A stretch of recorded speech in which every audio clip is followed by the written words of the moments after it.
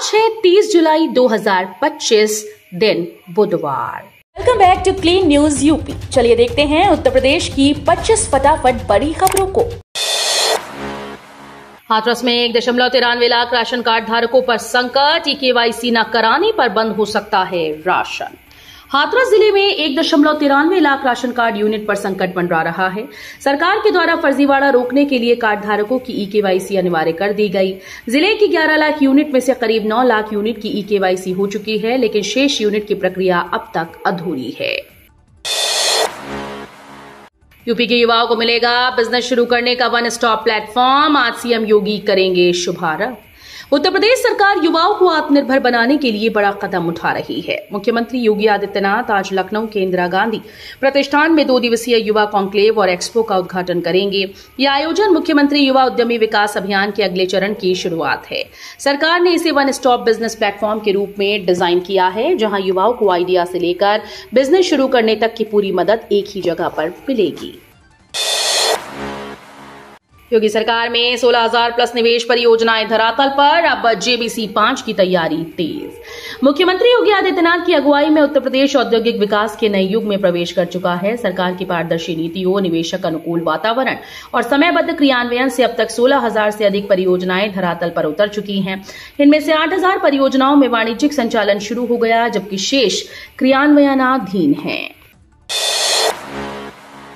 1 अगस्त से गोरखपुर एक्सप्रेसवे पर टोल शुरू, देरी से सरकार को रोज 18.29 लाख नुकसान। गोरखपुर लिंक एक्सप्रेसवे पर 1 अगस्त से टोल टैक्स वसूली शुरू होगी। यूपीडा ने दरें जारी करते हुए बताया कि कार जीप वैन पर 285 रुपए, ट्रक बस पर 840 और भारी निर्माण मशीन पर 1335 रुपए प्रति फेरा टोल लगेगा। दोपहिया और तिपहिया वाहनों के लिए यह शुल्क 140 रुपए होगा। वहीं टोल संचालन में देरी को लेकर बड़ा खुलासा हुआ। नोएडा में जाम मुक्त चौराहे, भंगेल रोड तैयार, कानपुर में दिवाली तक चमकेंगी सड़कें। नोएडा को ट्रैफिक जाम से मुक्ति दिलाने के लिए प्राधिकरण ने सिंगापुर, न्यूयॉर्क और लंदन की तर्ज पर मॉडल चौराहों और मल्टी यूटिलिटी पाथवे के निर्माण की योजना तैयार की। पैदल यात्रियों की सुरक्षा सुगमता इस योजना की प्राथमिकता है। इधर नोएडा की भंगेल एलिवेटेड रोड का काम अंतिम चरण में है। ये अगले महीने जनता के लिए खोल दी जाएगी। रक्षाबंधन पर रोजाना बढ़ाए जाएंगे बसेस के 250 फेरे, भाई से मिलने में महिलाओं को नहीं होगी परेशानी। रक्षाबंधन का त्योहार 9 अगस्त को मनाया जाएगा। भाइयों को राखी बांधने वाली महिलाओं को कोई परेशानी ना हो, इसके लिए 6 से 9 अगस्त तक परिवहन निगम रोडवेज बसेस के रोजाना करीब 250 फेरे बढ़ाएगा। इसके लिए निगम ने योजना तैयार कर ली है। हर वर्ष रक्षाबंधन पर रोडवेज बसों से लाखों महिलाएं सफर करती हैं। राजकीय आईटीआई में 52%, निजी में 9% सीटें भरी। तीसरे चरण की प्रवेश प्रक्रिया 31 जुलाई से शुरू। उत्तर प्रदेश के औद्योगिक प्रशिक्षण संस्थानों में प्रवेश के पहले 2 चरण पूरे हो चुके हैं। राजकीय आईटीआई की 52.25% यानी 70,781 सीटें भरी गईं, जबकि निजी आईटीआई में सिर्फ 8.69% दाखिले हुए। अब तीसरे चरण की प्रवेश प्रक्रिया 31 जुलाई से 5 अगस्त तक चलेगी, जिसमें करीब 25,000 सीटों पर दाखिले का मौका मिलेगा। विद्या भारती के स्कूल में हिंदी, अंग्रेजी, संस्कृत के साथ एक क्षेत्रीय भाषा की होगी पढ़ाई। विद्या भारती मूल्य आधारित और समावेशी शिक्षा से राष्ट्र निर्माण में लगा है। संस्कृति युक्त शिक्षा प्रदान करने के लक्ष्य से संगठन देश भर के 684 जिलों में 12,118 विद्यालयों का संचालन कर रहा है। 8,000 से अधिक अनौपचारिक शिक्षा केंद्र भी हैं। यहां वंचित वर्ग को निःशुल्क शिक्षा दी जा रही है। प्रतिभावान छात्रों को भुगतनी पड़ी डाक विभाग की गलती, पीसीएस मेंस की परीक्षा से हुआ बाहर। डाक विभाग की लापरवाही से एक प्रतिभावान अभ्यर्थी पीसीएस 2024 की मुख्य परीक्षा से बाहर हो गया। अभ्यर्थी अनमोल कुमार गुप्ता ने रजिस्टर्ड डाक से उत्तर प्रदेश लोक सेवा आयोग को पीसीएस 2024 मुख्य परीक्षा के आवेदन पत्र की हार्ड कॉपी भेजी थी। हालांकि डाक विभाग की लापरवाही से उसका आवेदन पत्र निर्धारित तिथि 1 अप्रैल के बाद आयोग पहुंचा। अब अमेरिका, यूरोप के लिए लखनऊ से सीधी उड़ान की तैयारी, प्रक्रिया शुरू। लखनऊ के अमौसी स्थित चौधरी चरण सिंह अंतर्राष्ट्रीय एयरपोर्ट से जल्द ही अमेरिका, यूरोप के लिए सीधी उड़ानों का तोहफा मिल सकता है। एयरपोर्ट प्रशासन के प्रस्ताव पर शासन ने जिला प्रशासन को अधिग्रहण के संबंध में निर्देश दिए। डीएम ने एयरपोर्ट प्रशासन से जमीन का विवरण मांगा है। Lucknow traffic route diversion. राजधानी लखनऊ में अवैध बार एसोसिएशन का वार्षिक चुनाव मतगणना आज 30 जुलाई को होगी। इसको Lucknow traffic police route diversion किया है। हाईकोर्ट की तरफ वाहनों के जाने पर प्रतिबंध रहेगा। मतगणना के दृष्टिगत यातायात के सुचारू संचालन के लिए ट्रैफिक पुलिस ने इस व्यवस्था को लागू किया है। इस रूट डायवर्जन के दौरान किसी को मेडिकल इमरजेंसी होने पर डायवर्जन मार्ग पर वैकल्पिक मार्ग के अभाव में एम्बुलेंस की अनुमति रहेगी।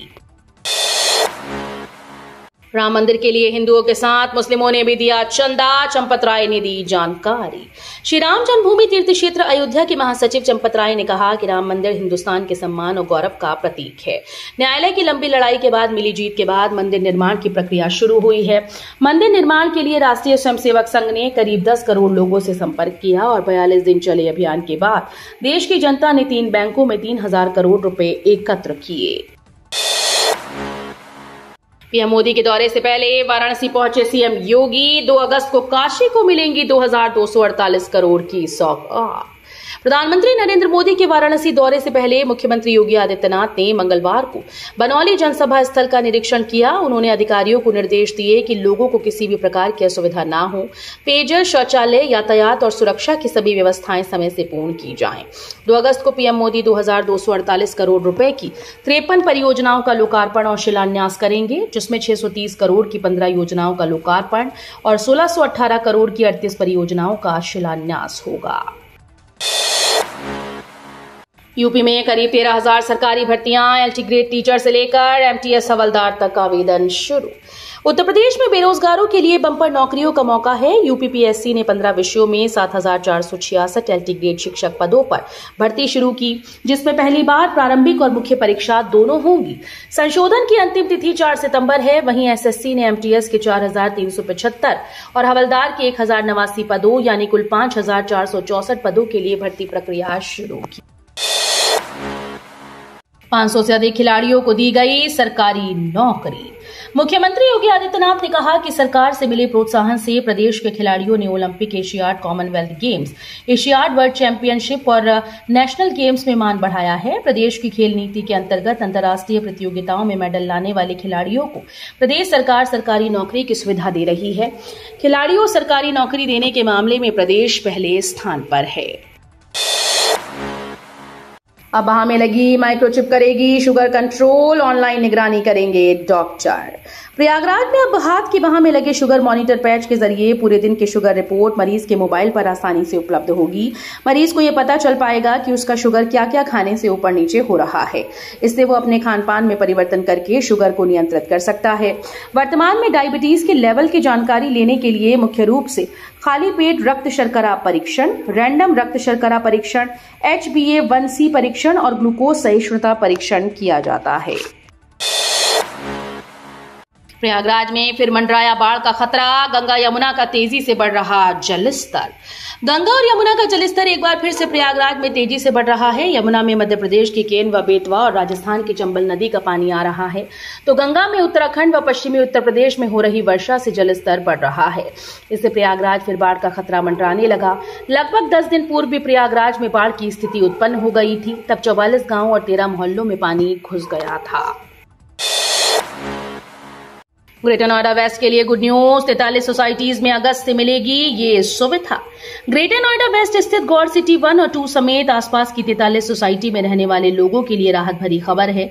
अगले महीने से गंगा जल मिलना शुरू हो जाएगा। प्राधिकरण के जल विभाग ने 4 मूर्ति गौड़ चौक के पास गंगा जल की पाइपलाइन को जोड़ने का काम शुरू कर दिया है।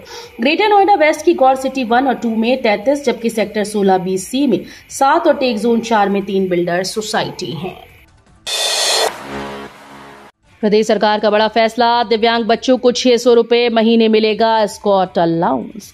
ऐसे दिव्यांग बच्चे जो अकेले स्कूल नहीं जा सकते हैं, उनको अब एक सहायक व्यक्ति के लिए एस्कॉर्ट अलाउंस दिया जाएगा। प्रदेश के परिषदीय विद्यालयों में कक्षा 1 से 8 तक के दिव्यांग बच्चों को समग्र शिक्षा के तहत 600 रुपए महीने ये अलाउंस दिया जाएगा। दृष्टिहीन, बौद्धिक रूप से दिव्यांग, सेरेब्रल पाल्सी पीड़ित, JAES प्रभावित व अन्य दिव्यांगता वाले बच्चों को ये सहायता 10 माह तक दी जाएगी। निघासन में 12 लोगों की सिख धर्म में घर वापसी, 30 से अधिक ने किया अमृतपान। लखीमपुर खीरी के निघासन तहसील के चकरपुर और कौड़ियाला घाट गुरुद्वारों में मंगलवार को गुरमती समागम का आयोजन किया गया। All India Sikh Punjabi welfare council की ओर से आयोजित इस कार्यक्रम में 12 लोगों ने ईसाई धर्म छोड़कर सिख धर्म में घर वापसी की, जबकि 30 से अधिक लोगों ने अमृतपान कर पंथ में वापसी की। समागम में कीर्तन, कथा और धर्म रक्षा का संदेश दिया गया। एनसीआर में 1.66 लाख वाहन होंगे सस्पेंड। नोएडा में बंद होगा पुरानी गाड़ियों का पेट्रोल डीजल। एनसीआर के वाहन मालिक सावधान हो जाएं। नोएडा में 10 साल से पुराने डीजल और 15 साल से पुराने पेट्रोल वाहनों के खिलाफ सख्ती बढ़ रही है। अब तक 36,000 से अधिक गाड़ियों का रजिस्ट्रेशन सस्पेंड किया जा चुका है। 1 अक्टूबर और 1.66 लाख और गाड़ियां निशाने पर हैं। परिवहन विभाग नोटिस भेजकर चेतावनी दे रहा है। 1 नवंबर से ऐसे वाहनों को पेट्रोल डीजल नहीं मिलेगा और सड़कों पर चलने पर सख्त कार्रवाई होगी। 3 साल से अधिक समय तक जिले के डीएम रहे कृष्णा करुणेश, अब दीपक मीणा संभालेंगे जिम्मा। राजस्थान के रहने वाले 2011 बैच के आईएएस अधिकारी दीपक मीणा अब गोरखपुर के अगले डीएम होंगे। इससे पहले वो गाजियाबाद के डीएम पद पर कार्यरत थे। दीपक मीणा 2019 से 22 तक सिद्धार्थनगर में डीएम के रूप में अपनी सेवाएं दे चुके हैं। 15 जुलाई 1986 को जन्मे दीपक मीणा ने आईआईटी खड़गपुर से इलेक्ट्रिकल इंजीनियरिंग में बीटेक किया और फिर सिविल सेवा में आने से पहले कुछ समय के लिए टाटा स्टील में काम किया। डिंपल के कपड़ों पर मौलाना रशीदी की टिप्पणी पर बवाल, मुस्लिम समाज ने कहा होगा सामाजिक बहिष्कार।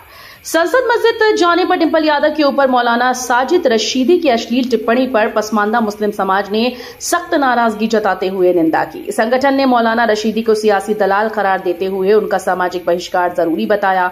लालबाग स्थित कार्यालय पर पत्रकारों को संबोधित करते हुए पसमानदा मुस्लिम समाज के राष्ट्रीय अध्यक्ष और पूर्व मंत्री अनीस मंसूरी ने डिंपल यादव की मस्जिद में मौजूदगी को लेकर मौलाना साजिद रशीदी की गई अशोभनीय, अश्लील और नारी विरोधी टिप्पणी को सियासी दलाली की इंतहा और इस्लामी मूल्यों का घोर अपमान करार दिया।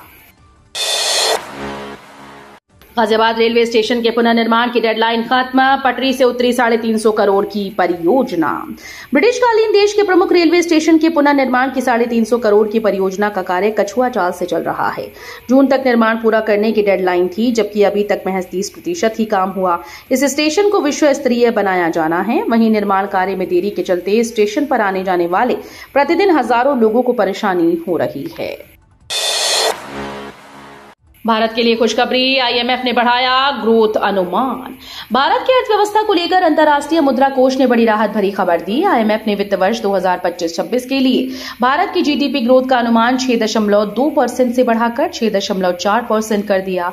साथ ही वित्त वर्ष 2026-27 के लिए भी अनुमान 6.3% से बढ़ाकर 6.4% किया गया।